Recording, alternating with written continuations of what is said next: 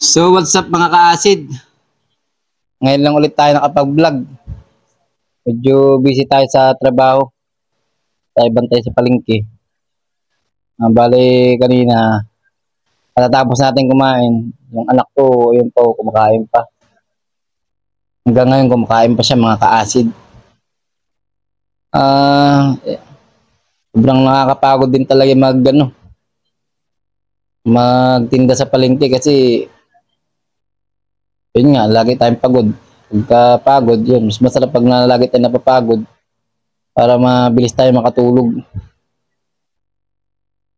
Lagi tayong busy. Kaya hindi rin tayo gano'ng nakapag-vlog. Yung mga ka-acid. Bali, ang inulam ko kanina ay tinulang manok. Ngayon ulit ako nakakain ng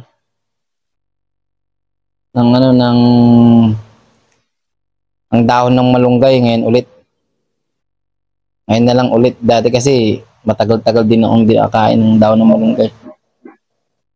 Kung sa palengke, puro lutong ulam na lang tayo. Ganun, hindi na tayo nakapagluto. Bihira na rin tayo nakapagluto mga ka-acid. Kamusta kayong lahat?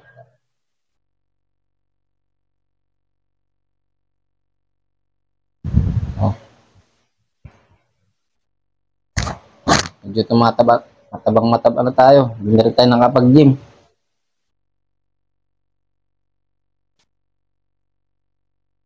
Yan yung inuhulam ko kanina. Sabog-sabog pa yung mga plato. Ayan.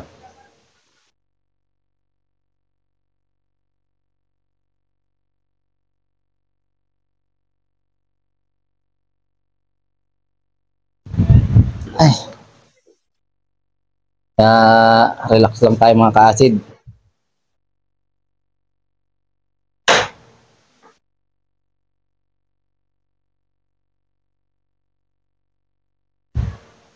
Mga may tanong lang kayo mga ka-acid.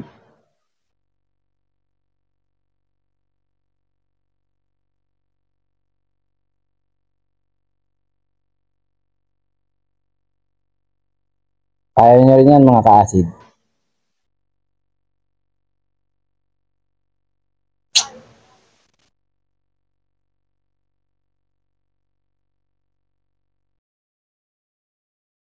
Ngayon yung asawa ko, naka-relax na rin.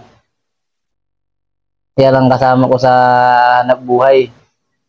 Lagi rin pagod mga ka-acid. Kaya pagdating ng 8:30, higa na lang kami. Pagdating ng 9, yun, matutulog na kami. Ganun lang ang buhay. Araw-araw yun, ganun ang routine. Araw-araw ang routine ng buhay ni Cardo Talisay mga ka-acid.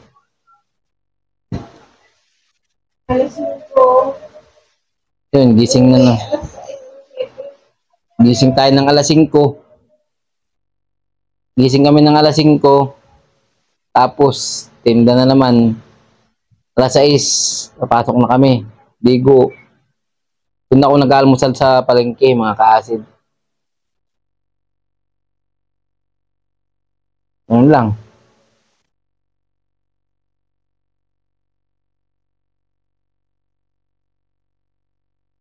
So mag-ingat kayo mga ka-acid.